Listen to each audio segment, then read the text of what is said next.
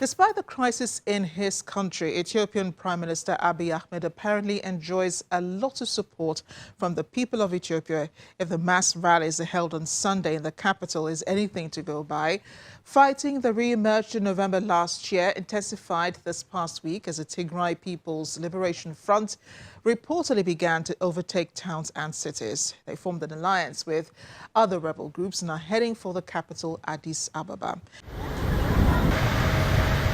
News about the rebel advancement towards the Ethiopian capital came as video purportedly showed forces from the alliance of 9 groups marching in 2 towns they say they captured over last weekend. The new alliance says it plans to dismantle the government of Prime Minister Abiy Ahmed by force or by negotiations, then form a transitional government. As a response to the myriad of crises facing the various nations of the country and to reverse the harmful effects of Abiy Ahmed's autocratic rule to our peoples and beyond, we have recognized the urgent need to collaborate and join our forces towards a safe transition in the country. Hence, have established the United Front of Ethiopian Federalist and Confederalist Forces. The United Front of Ethiopian Federalist and Confederalist Forces is aligned our collective will towards unified struggle for democracy, equality, and self-determination that benefits us all mutually. We have agreed, among other things, to establish a joint command responsible for all-round engagement and to work jointly towards an all-inclusive national dialogues and the establishment of transitional arrangement with the view of addressing the political crisis affecting the country. Additionally, we have agreed to synchronize and share our human and material resources as is required to expedite the struggle against the tyrannical regime and to jointly work in apprehending and bringing to justice those officials of the regime and its collaborators in the gross human rights violations and genocidal crimes. The government has disputed the claims but confirmed TPLF infiltrators killed 100 youths in Kombolcha. On Tuesday, the Prime Minister imposed a 6-month state of emergency with immediate effect, which allows it to order citizens of military age to undergo training and accept military duties.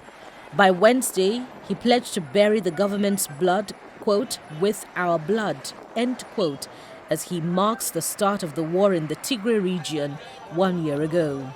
A moment of silence was observed at the candlelight ceremony to commemorate those killed on November the 3rd, 2020, when forces loyal to the Tigray People's Liberation Front, including some soldiers, seized military bases in Tigray. In response, Abiy sent more troops to the northern region. The conflict has killed thousands of people, forced more than 2 million more from their homes, and left 400,000 people in Tigray facing famine. Although many residents in Addis have maintained their normal daily routines amid the crisis, foreign partners have been advising against travel to Ethiopia and urging voluntary staff to leave as soon as possible. On Sunday, tens of thousands of Ethiopians rallied in Addis Ababa in support of Prime Minister Abiy Ahmed's government. Some of them denounced the United States, which is among foreign powers calling for a ceasefire as the year-long war intensifies. The United States, the UN Security Council, the African Union, and Kenya and Uganda have called in recent days for a ceasefire. But the Prime Minister's government has pledged to keep fighting to fulfill its responsibility to securing the country. It also urged international partners to stand with Ethiopia's democracy.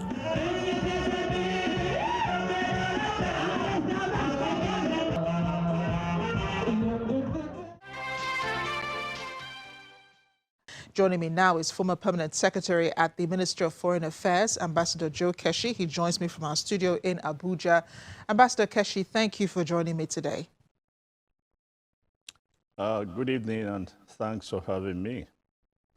This crisis between the Tigray people dates back longer than we can imagine, but recent crisis began in November last year with the general elections, and there are many stories telling us what's happened behind the scenes. But concerning the man Abiy Ahmed, would you describe him as a divider or someone who's just politically short-sighted? I think it's both.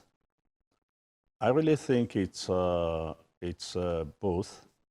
and nothing clearly demonstrates that than the fact that in the last couple of days, so many envoys have been in Addis Ababa. Apart from you hear all the time that the American special envoy is in Addis Ababa, but the truth of the matter is that General Olusegun Obasanjo, or Chief Olusegun Obasanjo, has also been in Ethiopia in the last couple of days from Sudan.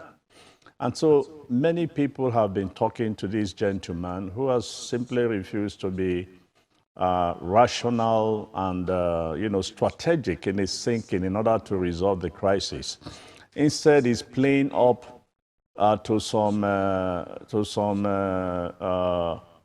popular, themes that will certainly not help him. When you tell your people to come out and fight, that they must defend Addis Ababa, by every blood they have, you have not provided these people you want to defend Addis Ababa with any arms.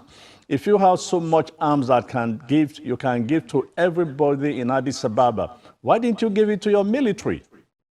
The rebels are marching in. They fought, and so many other, ethnic groups and armed groups have formed alliance with the Tigrans. The Omoros Oromio reported that they have circled Addis Ababa, and yet you do not see sense in negotiating and ensuring that some compromise is reached. And that's the problem, when leaders cannot compromise, even when they lose the opportunity to compromise.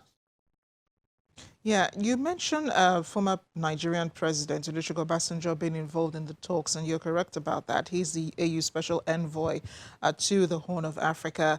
The U.S. Special Envoy is also in Addis Ababa, and there are other international groups there speaking with Prime Minister Abiy Ahmed, who had previously rejected all of these international interventions. I did see a report recently that talked about, the atrocities committed by the Tigray People's Liberation Front, who want to overtake government again. Now, with these talks going on, what direction do you think, these leaders and these negotiators should be focused on? Look, you have to take into account the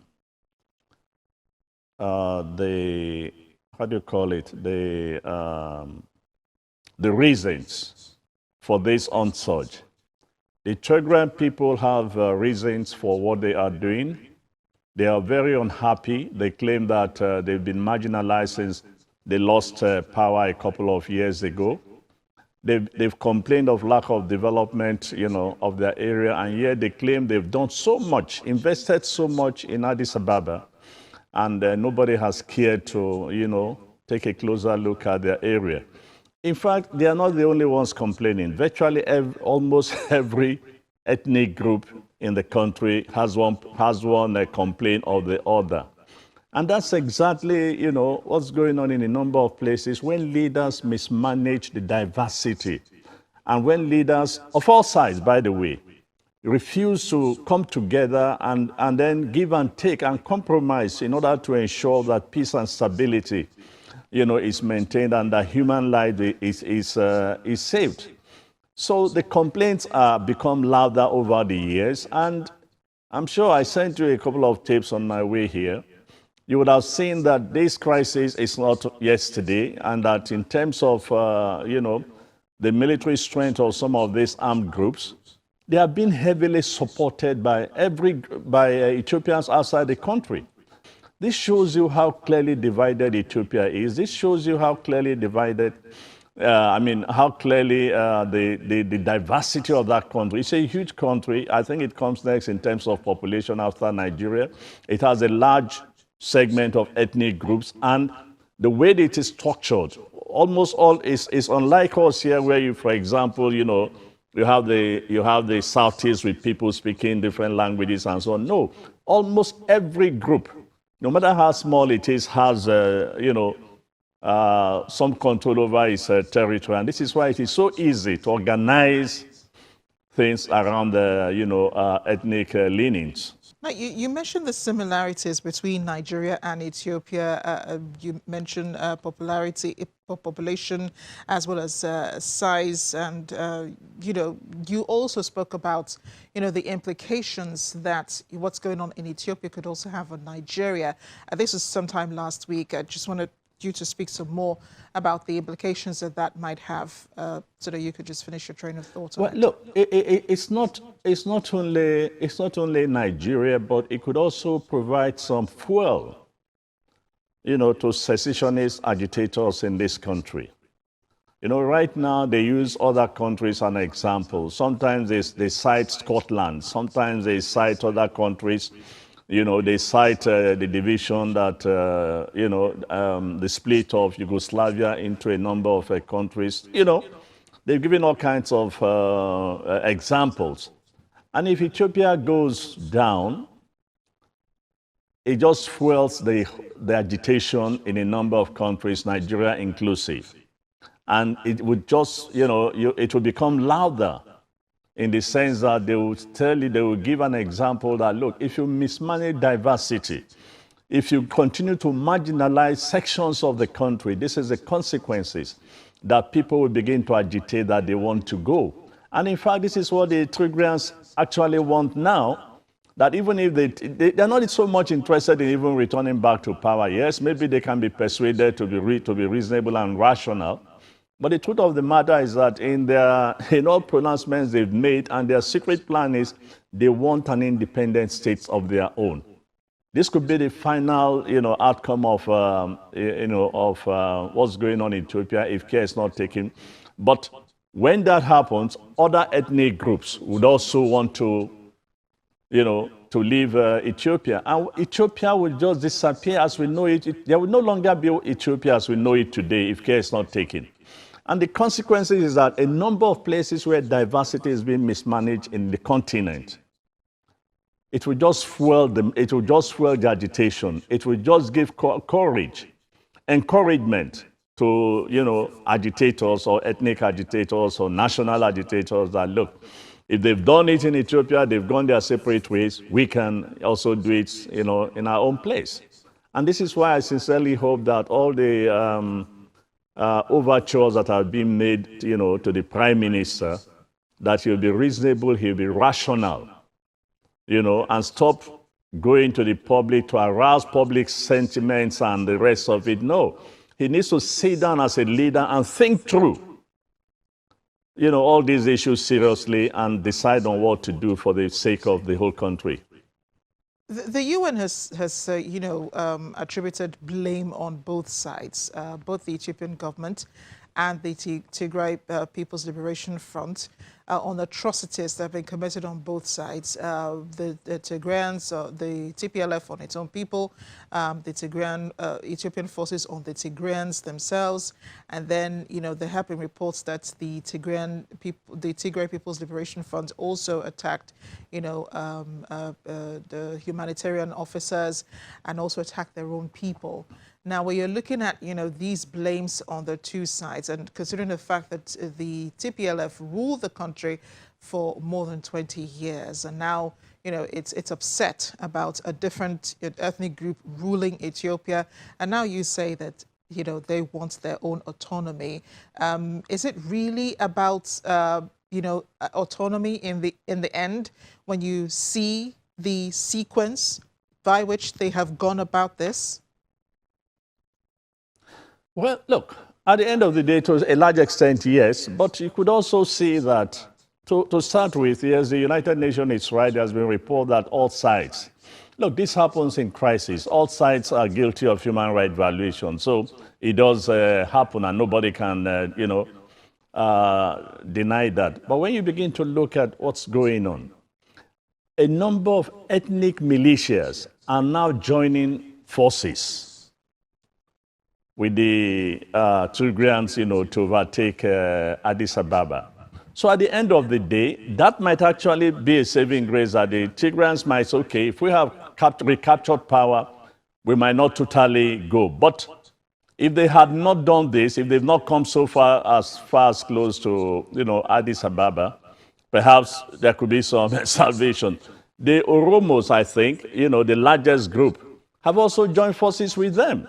So you can see what is playing out in that country, that it's not just a question of one side, one thing to go, that the anger, the unhappiness is completely widespread in a number of areas. And this goes back to the inability of the government of the day to manage all these nuances, around the country in order to ensure national, unity and stability. A pleasure always speaking with you. Thank you for joining me on Diplomatic Channel.